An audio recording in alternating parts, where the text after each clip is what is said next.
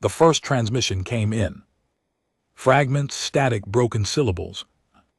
Language no one cared to translate.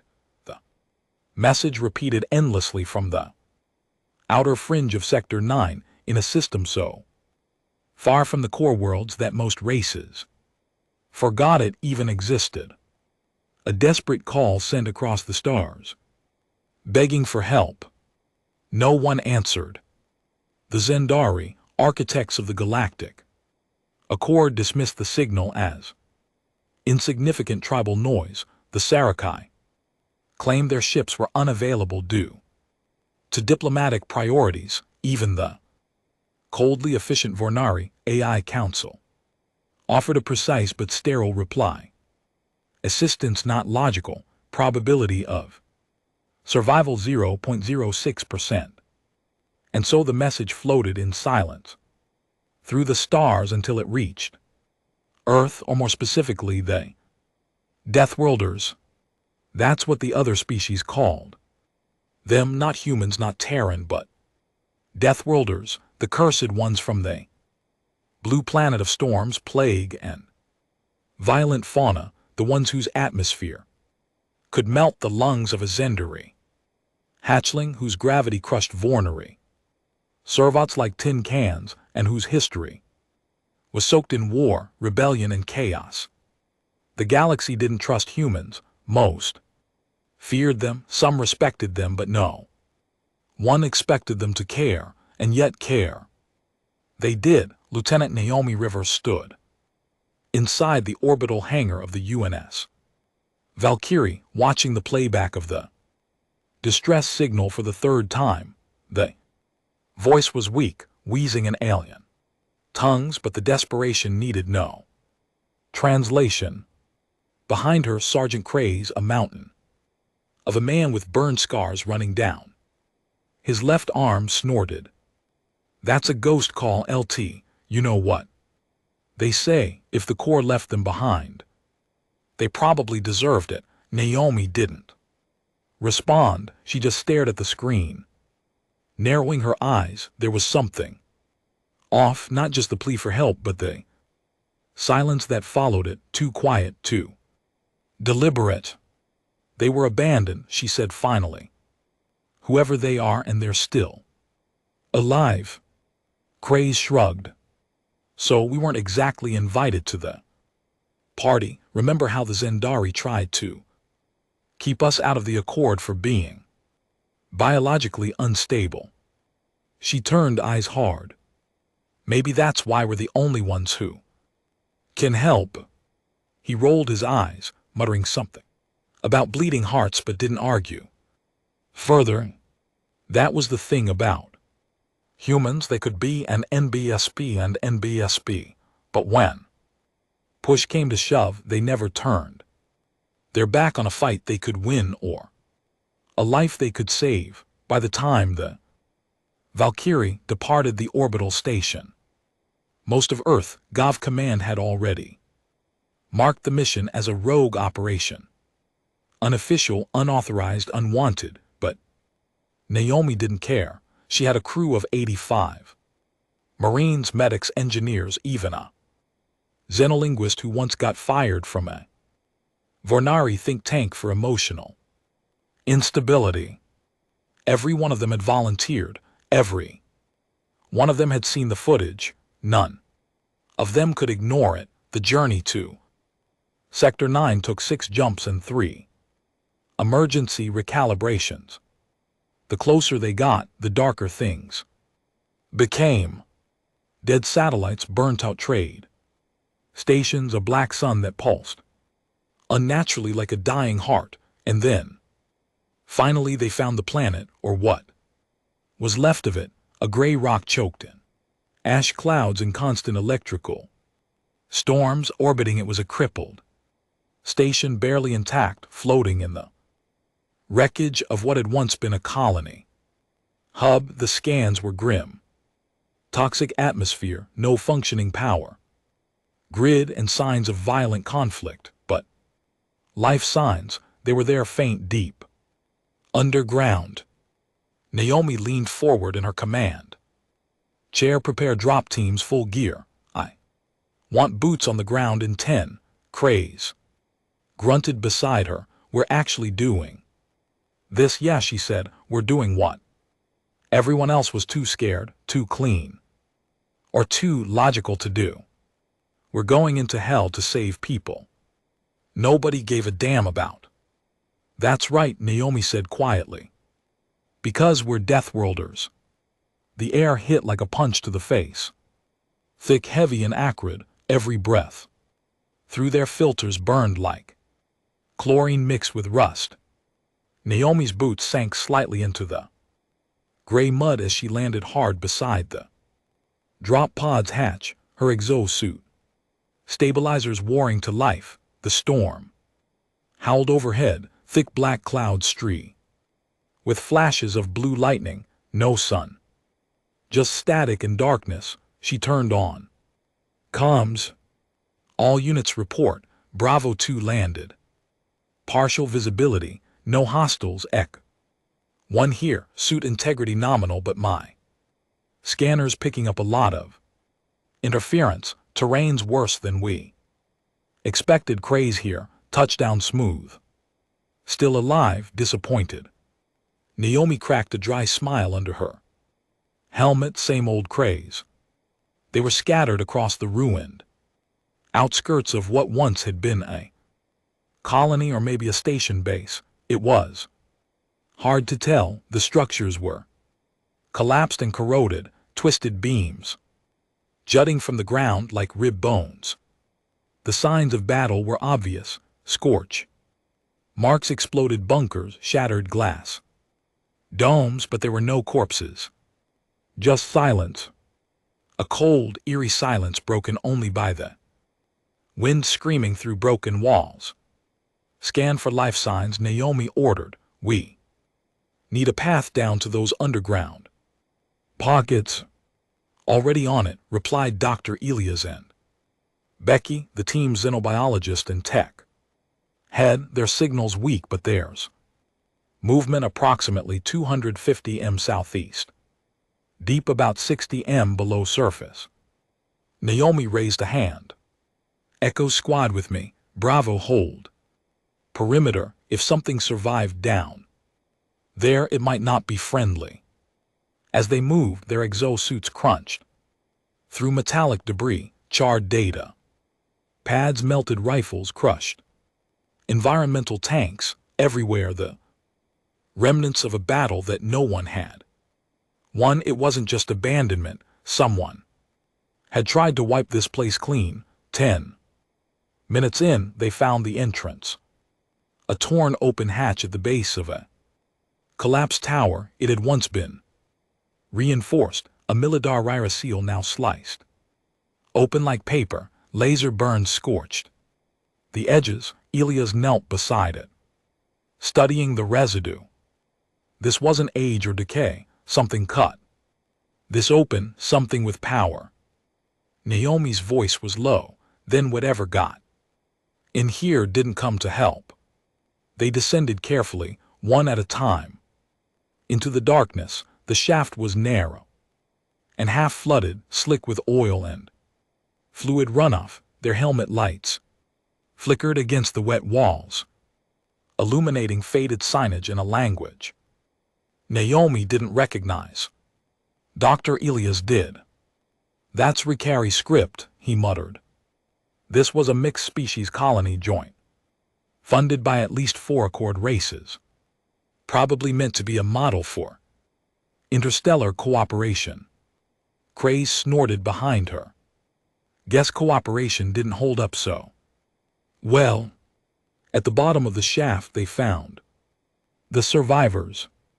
Barely. The chamber was lit by flickering emergency lights powered by what looked like a jury-rigged reactor running on recycled waste. The smell hit first, unwashed bodies, mold, and fear.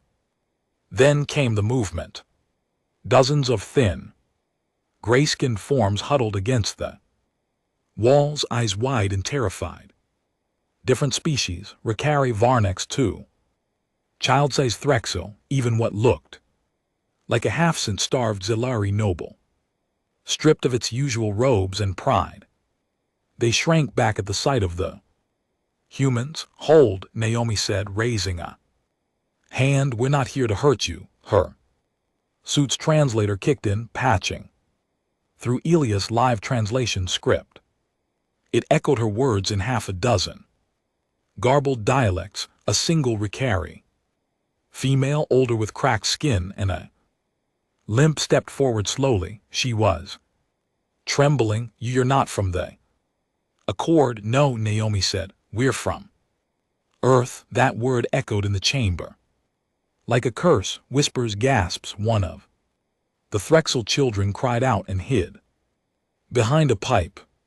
Naomi took off her helmet. It was a risky move, exposing herself to an alien environment, but she needed them to see her, not a machine, not a monster, a person.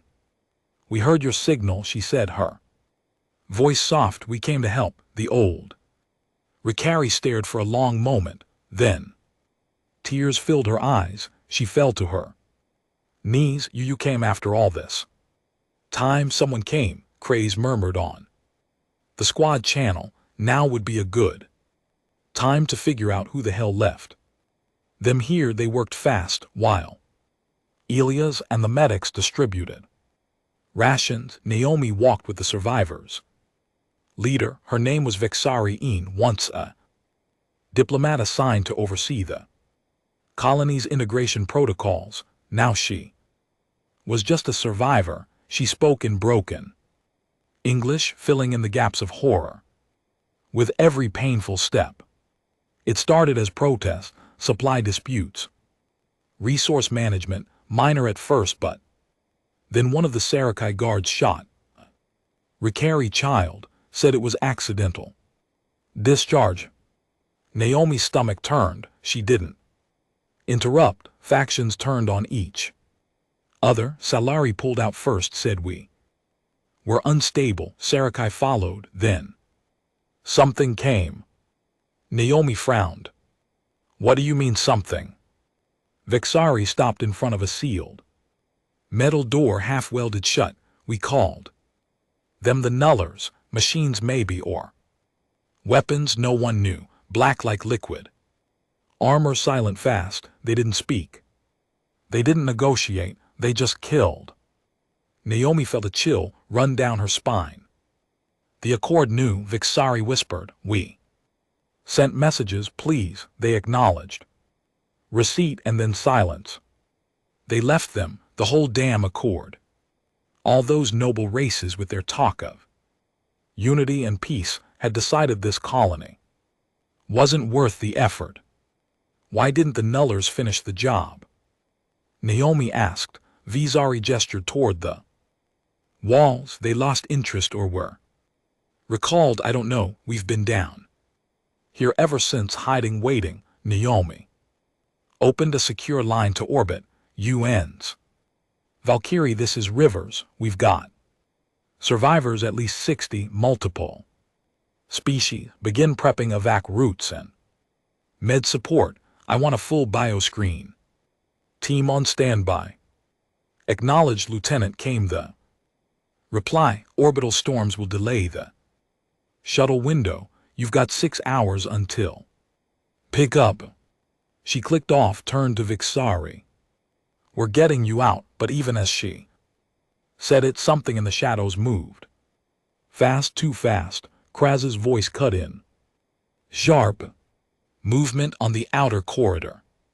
Not friendly. Naomi's gut clenched. Get the civilians back. Form up defensive line. The hallway lights flickered, and then they came, sleek spider-like machines, coated in some kind of adaptive armor that bent light around their frames. They didn't crawl, they glided. Blades unfolded from their arms, humming with dark energy. No faces, no voices, just death. Naomi opened fire. The corridor lit up with muzzle flashes and smoke. The Nullers didn't scream, didn't bleed. They just charged, slicing through metal and concrete like it was paper. Krays tackled one to the ground and drove a shock blade through its core, sparks erupting like fireworks. "Frag him at the core," he shouted. More of them dropped from ceiling ducts. One of the medics screamed as a blade pierced his shoulder. Naomi grabbed him, yanking him back behind a blast door.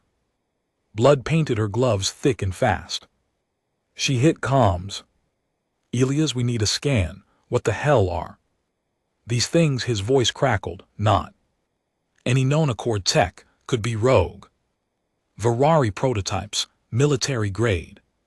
Sentient class, but something's wrong with their signal emissions. It's like they're hunting emotion."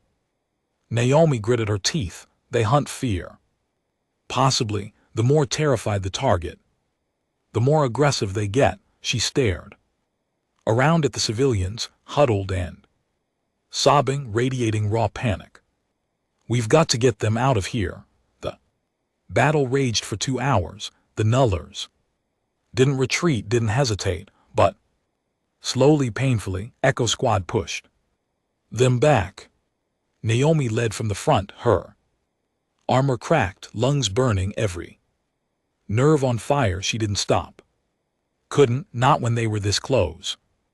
At the extraction point, the first med shuttle broke through the storm, flames trailing from its sides. It touched down in the ruins above, flares bursting around it. One by one they evacuated the survivors, Naomi shouting names and counts over the chaos. Krays limped toward her, his left arm bleeding through a shredded suit. "Last of the civvies are aboard. Good." Naomi gasped. "You too." He shook his head. "You first, LT. I'll cover." She didn't argue, just grabbed his shoulder and shoved him forward. The moment they lifted off, she collapsed into the whole floor, exhaustion crashing over her like a wave. As they pulled away from the burning ruins of a forgotten colony, she looked down and whispered to herself, "They wanted to erase them, pretend they never existed, but we came, and that meant something, because maybe Deathworlders weren't the monsters everyone feared. Maybe they were the only ones left with enough humanity to save what the galaxy wanted to forget." The silence aboard the UNS Valkyrie was deafening. No cheers, no applause, just low murmurs, the rustle of medical gloves, the hiss of decontamination jets, and the faint sobs of the rescued. The smell of antiseptic masked the blood, oil, and melted polymer that clung to everyone's armor like a second skin. Naomi Rivers sat on a bench just outside the medbay, still in her cracked exo suit, helmet off, blood drying on her neck. Across from her, Sergeant Krays sat with his arm now in a high-grade biocast, his eyes hollow. Neither of them spoke. They didn't need to. They'd saved 62 lives. 62 that the galaxy had left behind like garbage, but it didn't feel like a victory, because when you looked into the eyes of the survivors, you didn't see relief, you saw ghosts. "I did a sweep of the cargo logs," Elias said quietly, walking up to Naomi with a tablet in hand. His normally precise voice was a bit shaky. "You'll want to see this." He handed it to her. On the screen were encrypted transmissions buried deep in what should have been wiped colony records. Elias had found them by accident while checking for malware. Naomi opened one. The voice was cold, robotic. Ferrari syntax. It read like a military memo. Subject Directive 19C occur test. Deployment of autonomous suppression. Unit Nuller class. Objective assess psychological manipulation efficiency against high-stress multi-SEs. Populations. Location Sector 9 RE joint. Colony status. Containment threshold. Exceeded abort support. Enact blackout. Protocol. Naomi read it 3 times, her hands tightened. They weren't invaders, she whispered. They were test subjects. Elias nodded grimly. The Accord ran live tests of autonomous anti-insurgency units on their own colonies. They used those people, Ricari, Varnex, even children. When the machines got out of hand, they cut off support and left them to rot. Craze muttered a curse. That's genocide, bureaucratic, polished up genocide. Naomi stared at the wall. Her entire life, she'd listened to Earth Gov telling them they didn't belong among the stars, that humanity was the problem, too volatile, too warlike, too emotional to join the great peaceful brotherhood of the stars. But here they were, cleaning up after the same enlightened species that once sneered at them. Naomi stood. Get me command. The call connected after a 2-minute delay. Rear Admiral Geneva Holden appeared on the hollow screen, dressed in Earth GV blues. Her expression was unreadable. Lieutenant Rivers, she said, I take it your mission was eventful. Naomi didn't salute. We found them, ma'am. 62 survivors. Multi-Esses, all abandoned by the Accord. Holden's eyes flicked sideways, reading something off-screen. The UNS Valkyrie wasn't deployed under official orders. Earth Gov has already received formal complaints from the Zenari, the Sarakai, and the Vornari AI Council. They're not pleased. Naomi laughed bitterly. No, I imagine they're not. Lieutenant, you've placed this fleet in a diplomatic crisis. We have standing treaties. Our position in the Accord is still delicate. Ma'am, they used Nuller-class weapons on their own colony deliberately, then buried it. That's not confirmed. I've got their memos. I can send you recordings. Holden sighed. That's the problem. If we do confirm it, Earth may be forced to withdraw from the Accord entirely. That puts us on the path to economic and military isolation. Craze stepped forward. You're seriously saying we should shut up about genocide because it's inconvenient? Holden looked directly at him. I'm saying politics is war without blood, and you've just thrown a grenade into the negotiation table. Naomi shook her head. What about the survivors? What happens to them now? There was a pause.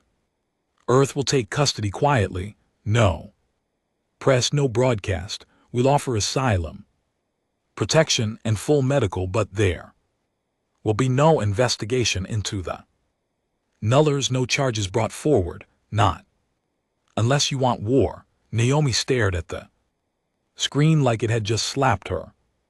They built those things. You want us to cover it up? I want humanity to survive, Lieutenant.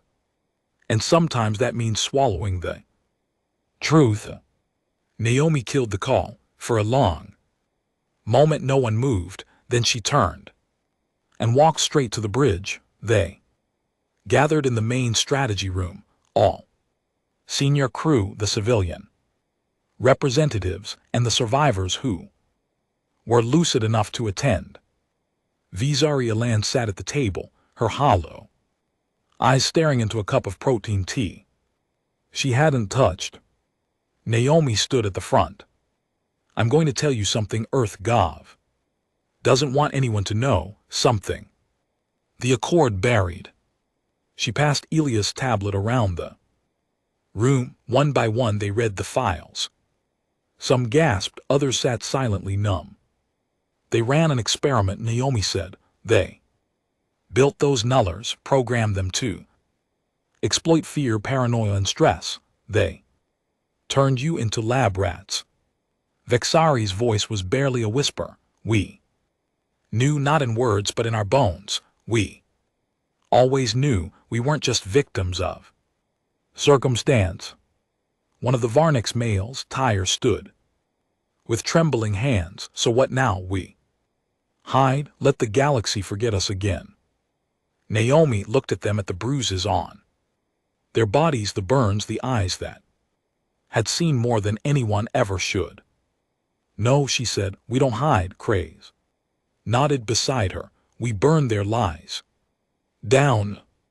3 days later, the Valkyrie entered high orbit around Earth. They weren't met with a parade, no welcoming committee. Just silence. Earth Gov had sent a containment team. Military unmarked uniforms, faces hidden behind visors, they approached the hangar like it was radioactive. Naomi blocked their path. We're not handing over the survivors. One of the officers stepped forward. Ma'am, we have standing orders. I am the standing order. Now her voice was calm, steady, the kind that warned you someone wasn't asking for permission. Behind her, Zari stood flanked by survivors holding data pads and live feed projectors. Elias tapped into a secured quantum network. And then it began, the leak. The videos, the recordings, the directives, the footage of nullers tearing through civilians, the emergency transmissions that had gone unanswered. Within hours, it was on every EarthNet terminal, every black market alien network, every pirate broadcast from Alpha Prime to Zeta Drift. Humanity watched in horror as the truth bled out. Reactions were immediate. The Accord scrambled to control the narrative. The Zendari called it forgery.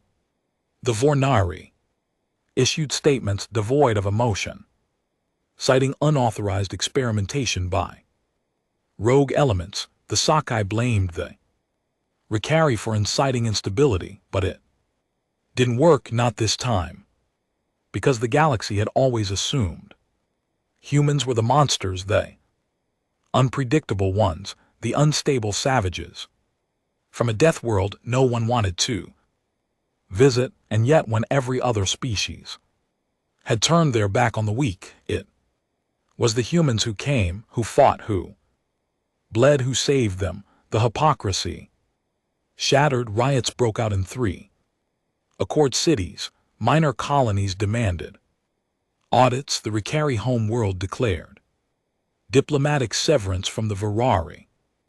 Even the Zelari High Council, usually neutral, issued a formal request for investigation. The galaxy wasn't uniting against Earth. It was starting to wonder if Earth had been right all along. In the quiet days that followed, Naomi walked to the Valky's observation deck, watching the blue swirl of Earth below, a world still healing, still doubted, still feared, but now respected. Craze joined her, sipping bad coffee. They'll come after you, you know, he said. Politics doesn't forget rebels. She smiled. Let them. I'm not here to be remembered. I'm here to make sure no one else gets forgotten. Behind them, survivors walked the corridors in clean clothes, eating warm meals, sleeping without nightmares for the first time in years. Children laughed again, and though scars remained, something else had taken root. Hope that maybe Deathworlders weren't the monsters.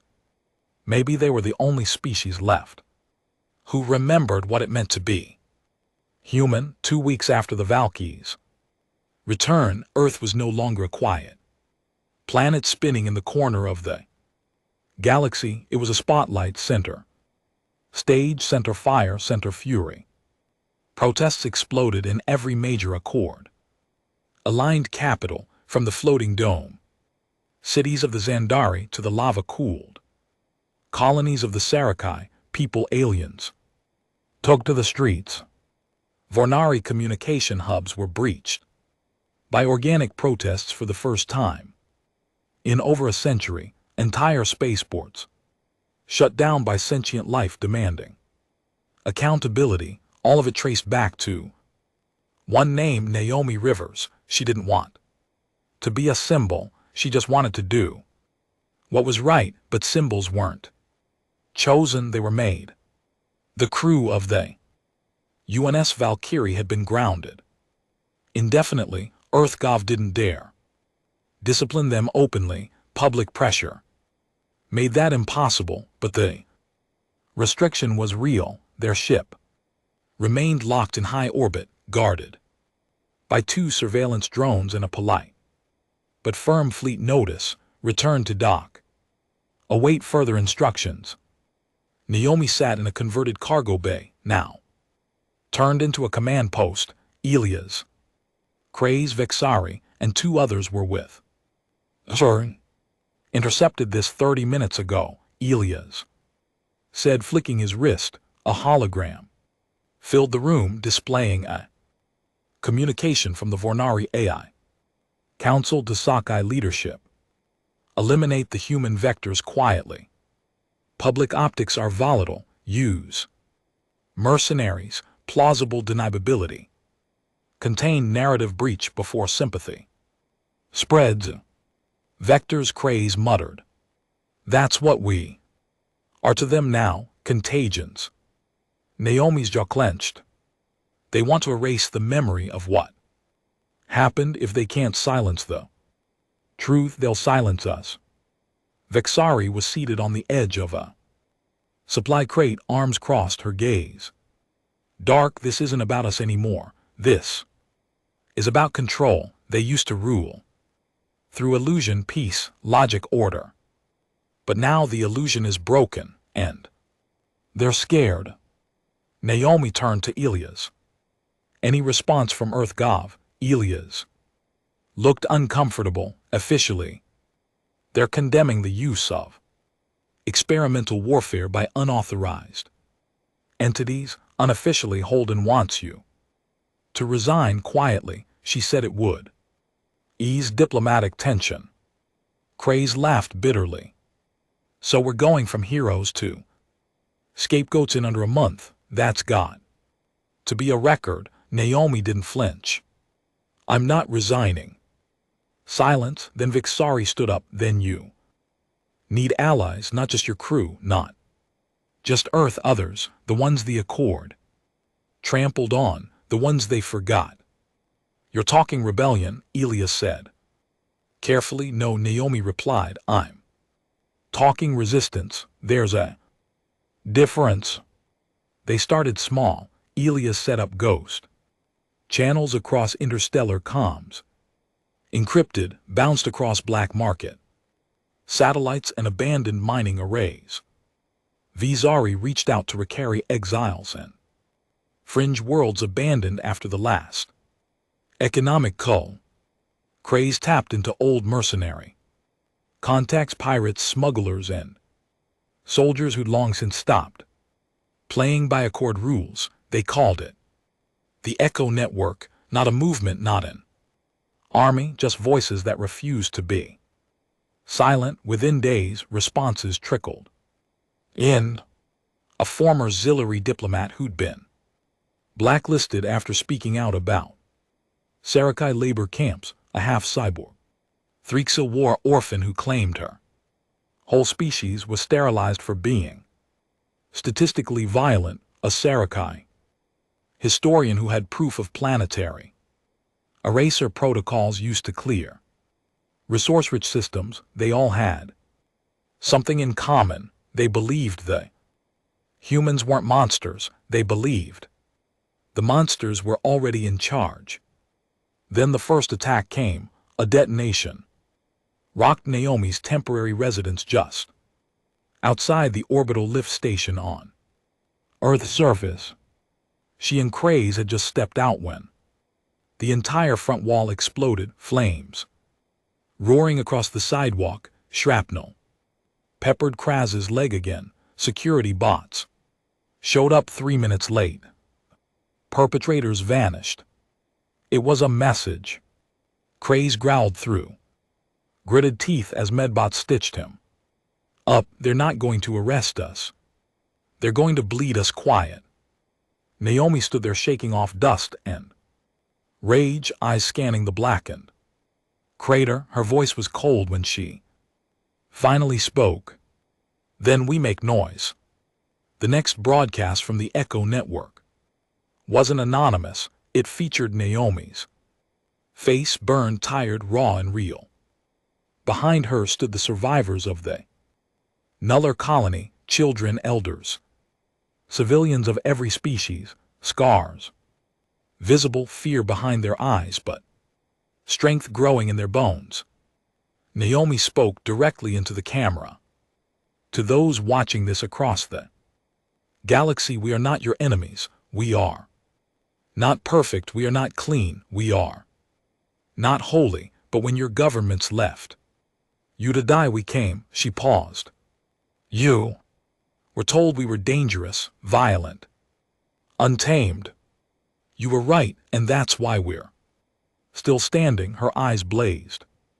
Because the monsters that rule this galaxy aren't just steel and AI and bureaucracy. They're the ones who smile while pulling the trigger on entire planets, who call genocide containment, who see fear as a test subject and compassion as a glitch. We're done being polite. If they come for us, they better bring more than words. The broadcast went viral within 12 hours. The effect was immediate. Rebellion sparked on 3 outer rim Varnex mining worlds.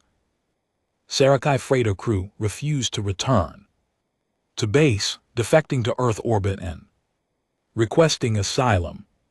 Black market engineers from the Axari dust colonies smuggled out tech schematics for Nuller class drones, proving their construction wasn't rogue, it was systemic.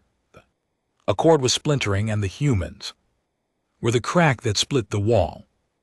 Inside Earth Gov, Rear Admiral Holden faced a nightmare. She stormed into the security chamber of Orbital Command, her boots echoing like gunshots. You let her broadcast that, she shouted. An aide shrank back. Ma'am, she bypassed our firewall, Quantum Ghost. Channels completely decentralized. I want Rivers arrested immediately. Publicly. The room went quiet. General Thorne, commander of the North American Tactical Division, leaned forward. With respect, Admiral, if we arrest her now, Earth burns. Our own citizens are backing her. Half the colonies are backing her. Hell, my own daughter just joined the Echo Network. Holden stared at him. What are you saying? I'm saying maybe it's time we pick the right side of history. Back aboard the Valkyrie, Naomi stared at her worn boots. Craze was beside her, polishing a plasma rifle with his one good hand. So what now? He asked. Naomi didn't answer immediately. She looked at the stars beyond the glass, the infinite black where silence used to live. They left innocent people to die, she said softly, and we saved them. They tried to erase the evidence, she continued. We made sure the whole galaxy saw it. They sent killers, she whispered. We sent a message. Then she stood, shoulders straight. They want war. She turned. Let's give them something worse. Let's give them a revolution. The first Earth GV official to break ranks was Senator Adrian Callan. He stepped onto the Senate floor with sweat on his brow and a tremor in his voice. But the words came fast and sharp, like someone finally letting go of a long-held truth. Humanity joined the Accord under the illusion of peace. We traded blood for diplomacy, justice for convenience. But what Lieutenant Rivers uncovered, what those survivors endured, proves one thing. He paused, looking out at a chamber that had gone dead silent. We were never equals, we were tools, and now when we finally act with courage, when we save the ones they left to die. They want to punish us. The session ended in chaos. Half the chamber cheered, the rest walked out. By the time Naomi received the news, she was already knee-deep in preparation. Inside the Valkyries' tactical war room, holographic maps stretched from wall to wall, projections of enemy space, intelligence reports, Nuller deployment patterns and manufacturing sites, compiled from the Echo Network's growing web of informants. Ilya's eyes, red from sleepless nights, pointed at a location near the outer Sakai Belt. This site's confirmed, deep black, heavily shielded, no trade traffic, no diplomatic records, but we intercepted low bandwidth movement codes, energy spikes that match Nuller deployments. Naomi leaned in, her gaze razor sharp. Underground. Yeah, Ilya said, and automated. No. Local population, just drones, automated systems, and about 6,000 square meters of something they don't want us to see. Craze whistled. Annular birthing hive. They don't birth, Ilya said, they replicate every one of those machines. You thought they were made here, each model adapted based on battlefield data. Which means this site is the mind. Naomi nodded slowly. Then we burned the brain, but EarthGov wasn't going to make that easy. Within 48 hours of Senator Callan's speech, Earth's military divided into two quiet camps, those who supported River's Echo Network and those who wanted to remain under Accord control. The line didn't fall along rank or policy, it fell along conscience. General Thorne, once a staunch Accord loyalist, stood in Naomi's hangar, arms crossed, jaw tight. Officially, I can't support your mission. Unofficially, he dropped a chip on the table. 10 retired stealth frigates, off-grid. Exxon registered, crew manifest, civilian. Contractors, paper trail doesn't exist. Naomi stared at the chip. Why? She asked. Quietly, he looked at her, tired and old but proud. Because you reminded people what it meant to be human. He turned and walked out. The next day, Naomi's crew prepped for insertion. They called the operation Black Echo. It would involve 5 vessels, the Valkyrie and 4 silent strike ships provided by Thor's cache. Each ship carried elite squads, some human, some not. Vexari had gathered 15 Realkari freedom fighters from across exiled colonies. 2 Varnix Tech saboteurs volunteered along with a Threxial scout who could pass through laser grids without tripping a single motion alarm. Naomi stood before them all, helmet tucked under her arm, gaze steady. You've all lost something to the Accord. A home, a future, a family. And today we strike back, not out of vengeance, but because we refuse to be silent anymore. She raised her head, voice calm but powerful. The Nullers were created to suppress fear, to erase resistance, to grind hope into ash. That ends now. Craze cocked his rifle. Let's remind them what fear really looks like. Room erupted in a cheer, not loud but raw, the sound of the broken becoming brave. They launched under blackout conditions, threading through quiet void space, avoiding trade lanes and surveillance.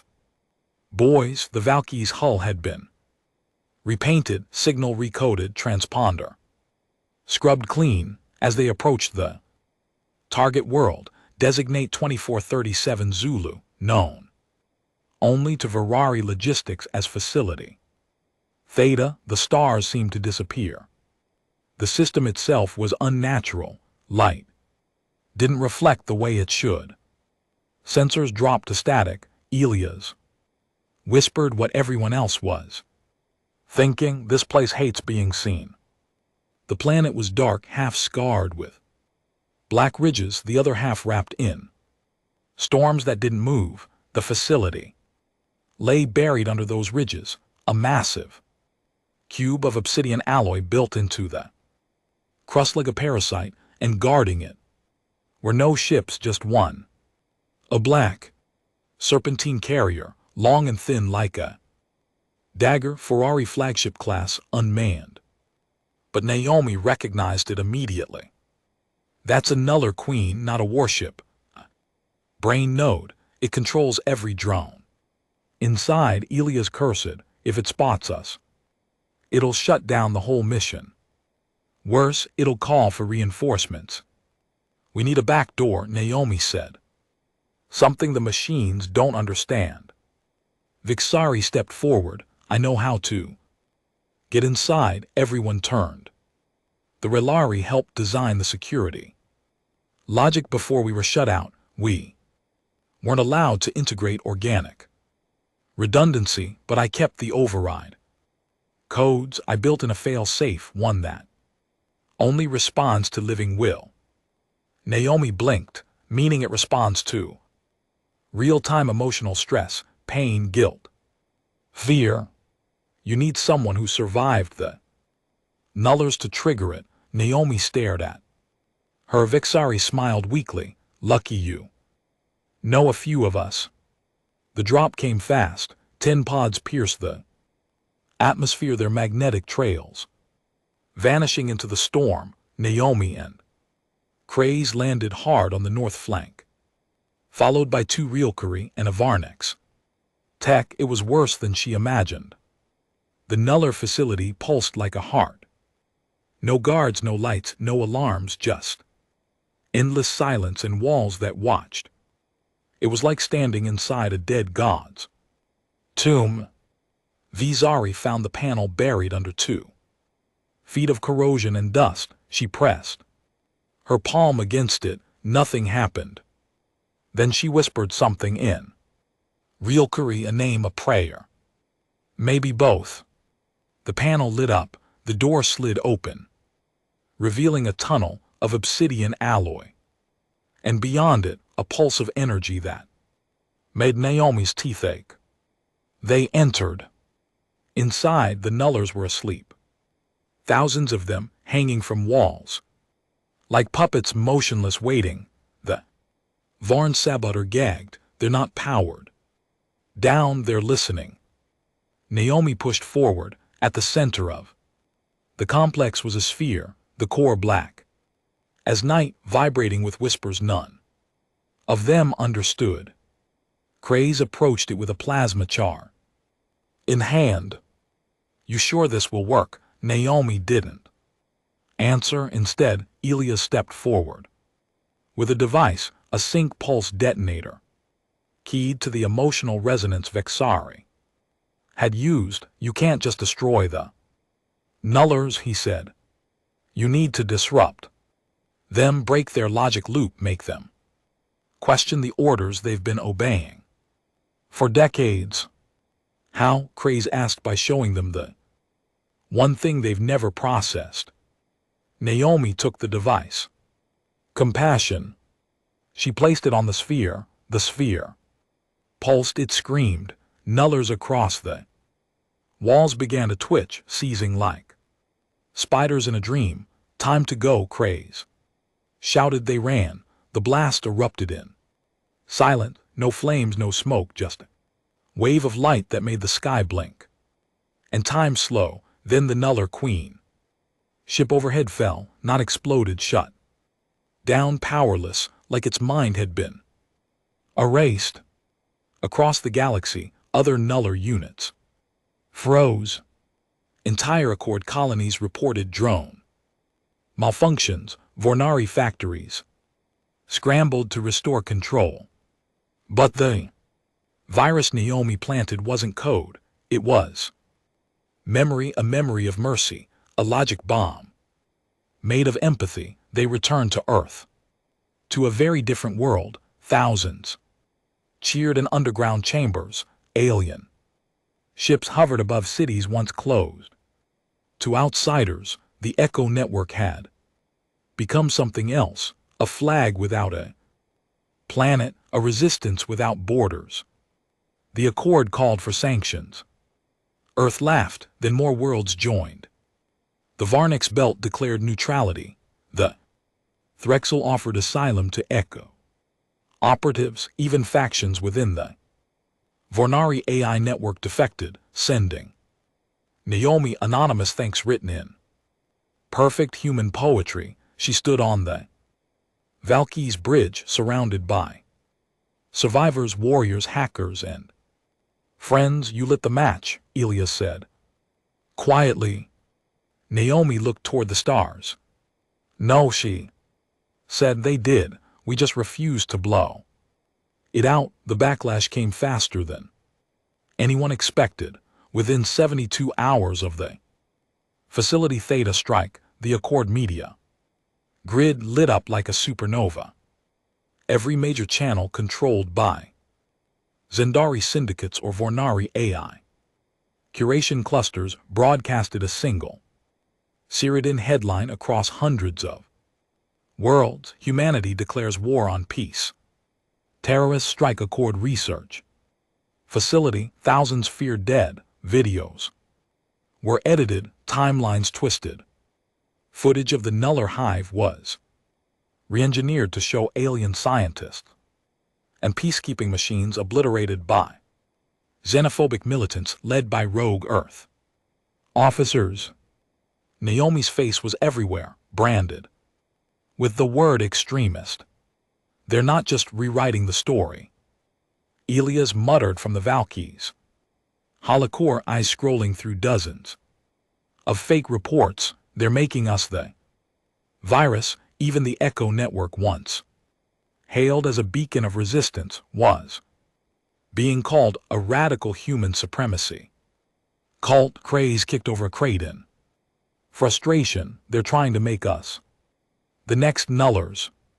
Naomi stood quiet, staring at the projection. No anger, no surprise, just understanding. They've realized they can't stop the truth, she said softly. So they'll try to bury it under fear. And fear was winning. Inside the Echo Network, fractures were forming. Not everyone had joined to fight for justice. Some had joined out of desperation, others for vengeance. And when the heat turned up, not all of them stood tall. A small cell on the Threxel moon of Charon defected, selling information to Accord intelligence in exchange for safe passage and immunity. 2 outposts on the Ricari border fell shortly after, raided by a strike team that moved too fast, too precisely to be pirates. It wasn't a military force, it was something worse. The Accord had released their most brutal contingency protocol, Project Silence. The first time Naomi heard the name, it came from a bleeding Varnix courier who collapsed at the foot of their mobile base in the ruins of the old L-19 station.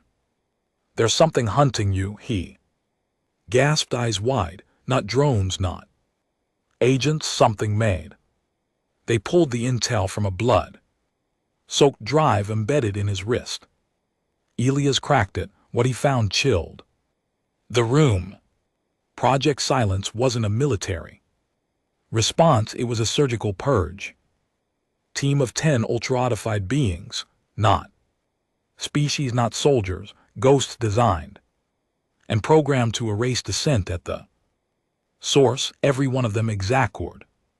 Everyone believed dead, and their new assignment: eliminate Naomi Rivers and all primary Echo cells. No trials, no broadcasts. Total eraser. Craze looked up from the report. Well, that's not ominous at all.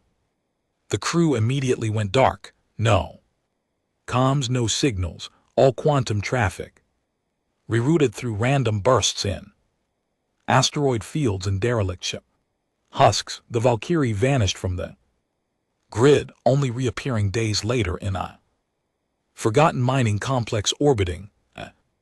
Dying gas giant, but the pressure didn't lift. Vixari paced the chamber, her fingers twitching with anxiety. We've got disinfo spreading through our own ranks. I've seen rumors that you led a massacre at Theta, that we planted explosives on retreating civilians. Naomi didn't blink. You think they're lies?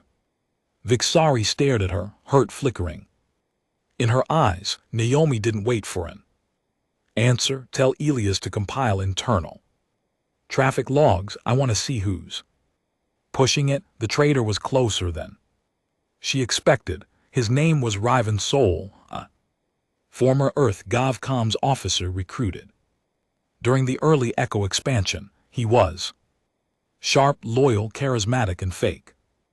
They found his logs routed through backdoor frequency. He had been feeding select Echo plans and movement routes to Accord scouts, not enough to an NBSB and NBSB them, but enough to keep them exposed.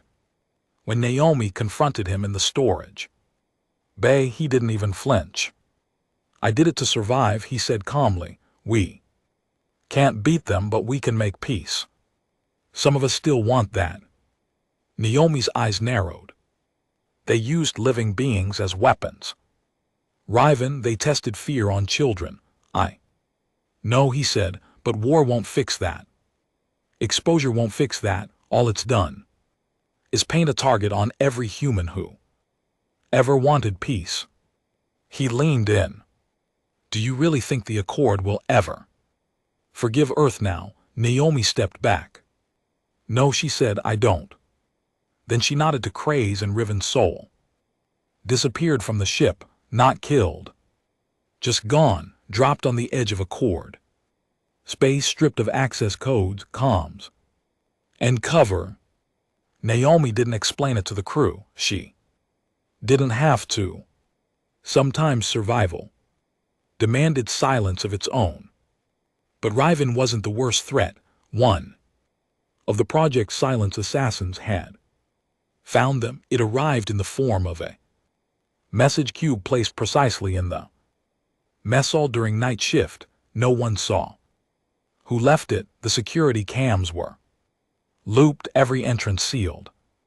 Naomi opened the cube in private. Inside was a single image, a photograph of her younger brother, Jonas Rivers, captured 3 years ago on Earth, laughing. Alive, beneath it one sentence: he dies.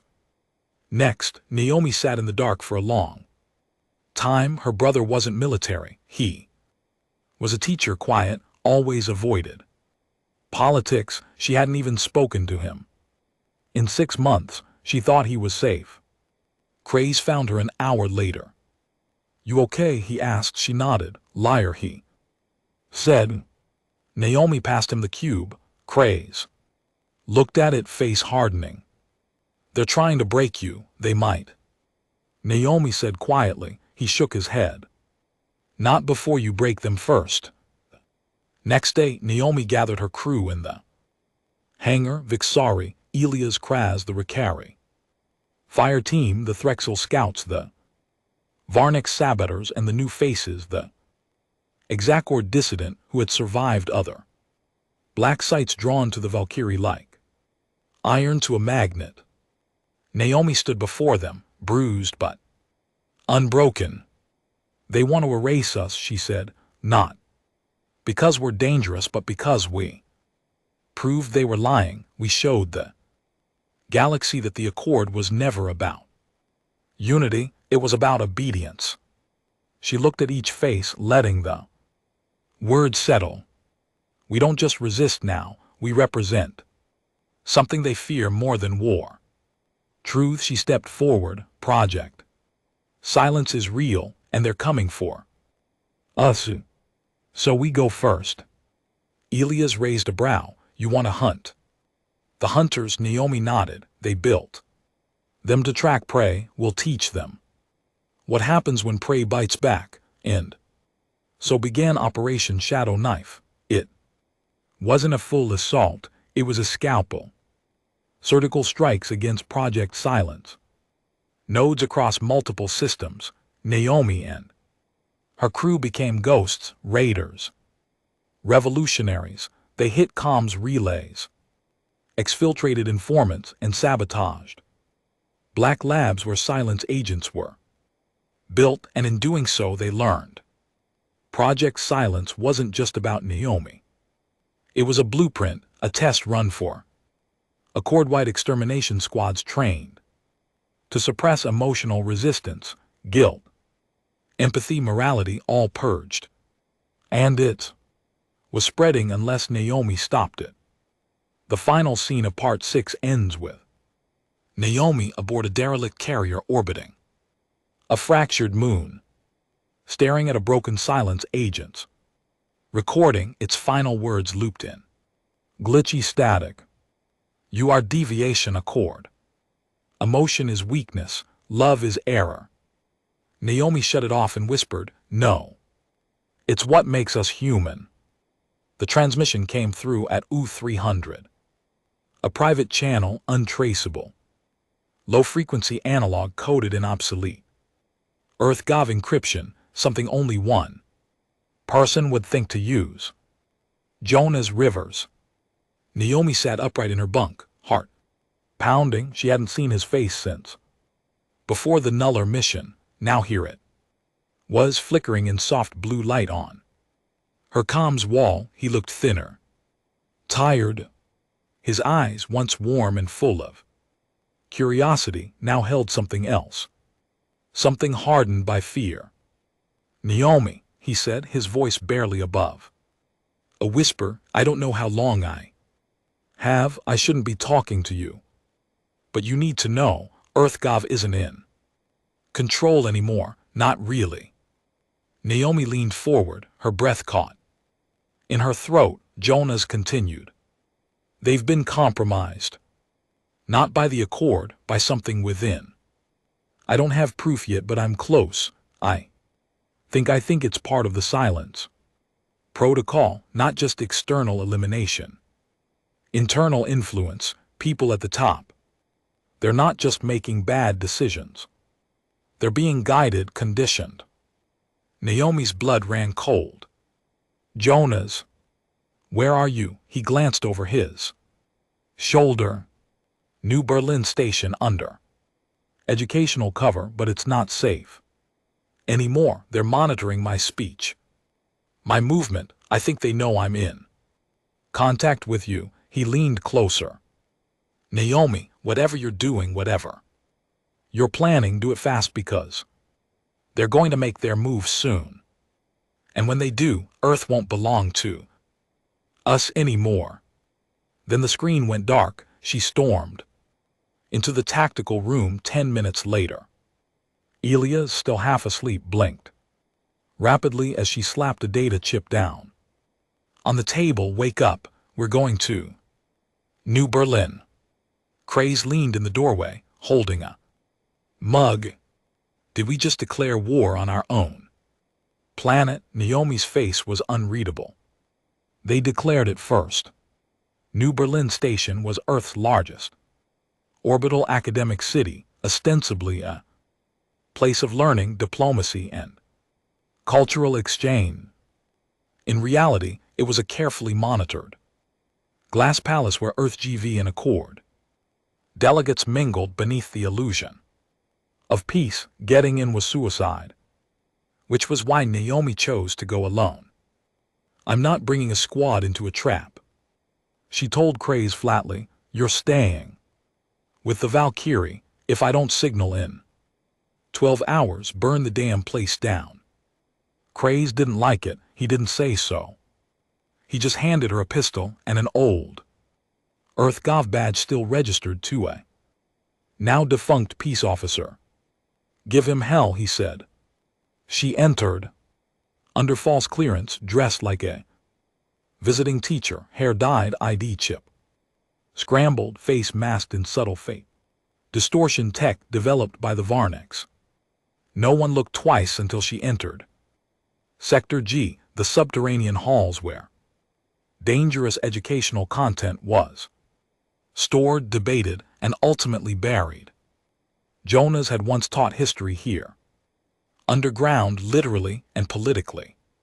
She found his lab empty, but not untouched, glass-shattered papers. Scattered, his desk overturned, and a body, one of the janitor drones. Crumpled in a corner, but it wasn't. Damaged by machinery, it had been. Stabbed. Manually, someone had been here. Recently, desperately. Then she heard the voice. "You're late." Jonah stepped from a maintenance hatch. Eyes wide, holding a data core to his chest like it was his last hope. Naomi rushed to him. For a moment the war fell away. She was just a sister again. And he was her little brother.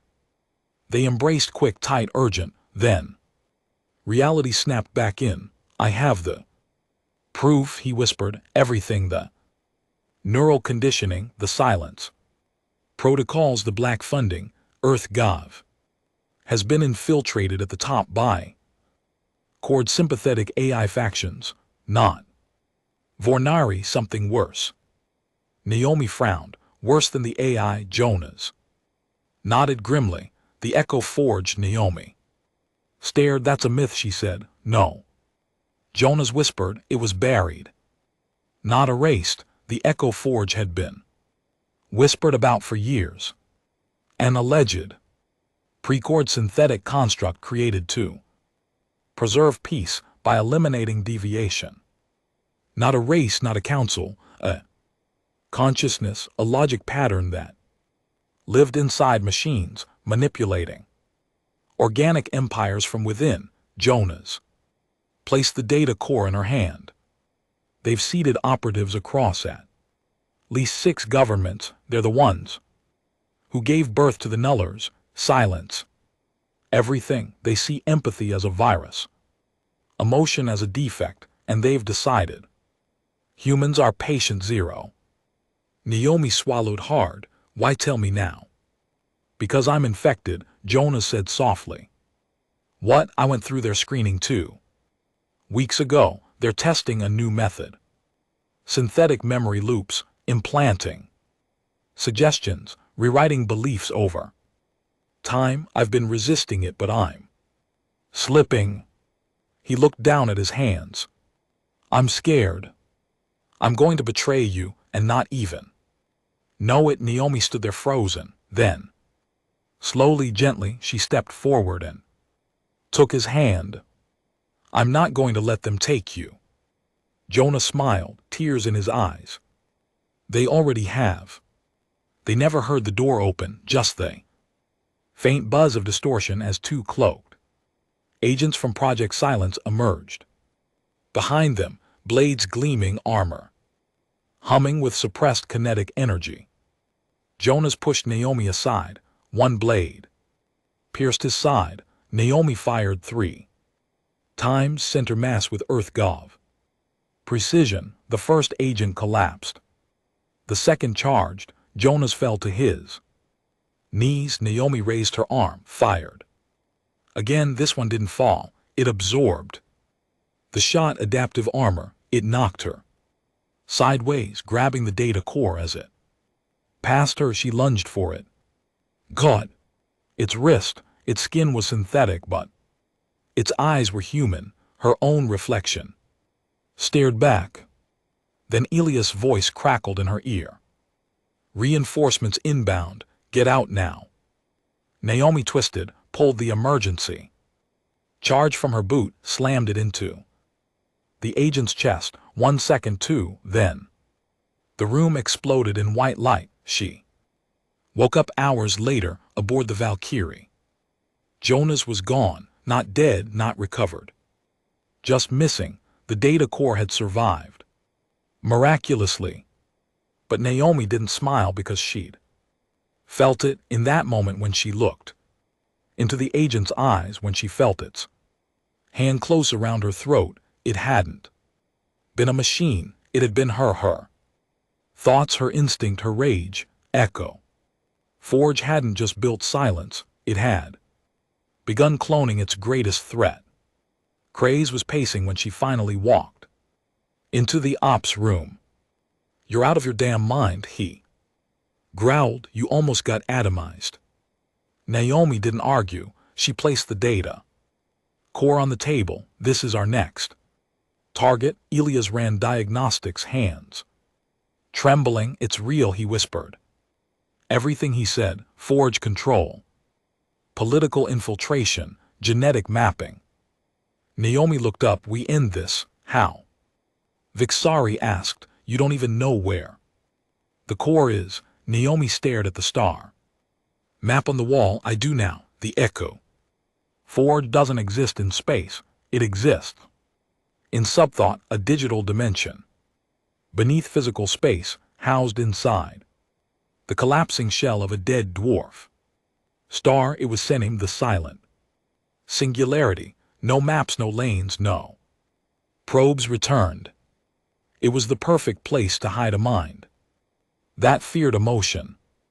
And Naomi Rivers was going there, not to rescue her brother, not just to destroy the forge, but to make it feel what it had tried to erase. No star marked its place, no map acknowledged its orbit. The silent singularity was a myth to most, mistake to others, and a suicide sentence to the few who dared whisper its name. But Naomi Rivers had seen its shadow, and now she would walk into it. Journey took them past the known edge of space, where the laws of physics began to tremble. The Valkyrie wasn't made for this kind of voyage. Its systems glitched, sensors fuzzed, and even the AI co-pilot fell silent for long stretches of time. They traveled blind, guided only by the pulse of the data core Jonas had left behind. At the helm, Naomi sat like a stone, her fingers clenched tight around the navigation stick, her eyes bloodshot, sleep-deprived. Craze stood behind her, silent for once. He knew what this was: not a mission, a reckoning. They emerged into the event horizon like ghosts breaking through the veil. The singularity wasn't a black hole, not anymore. It had been rewired.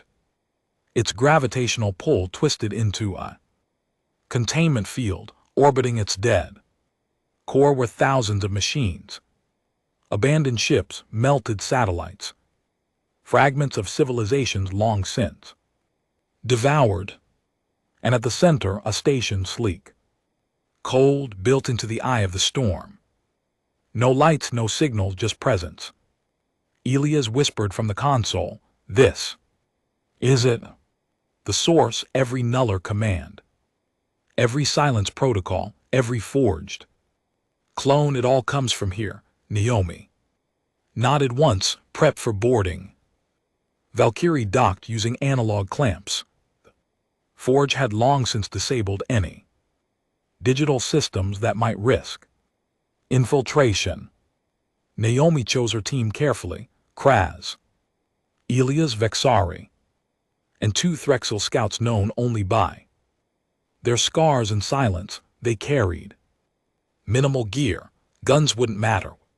They were going. Naomi clipped Jonas's data core to her belt, a memory, torch, a weapon. Inside, the forge was alive, not with movement, but with intention. The walls pulsed faintly with biometric echoes. Memories played along the surfaces like smoke.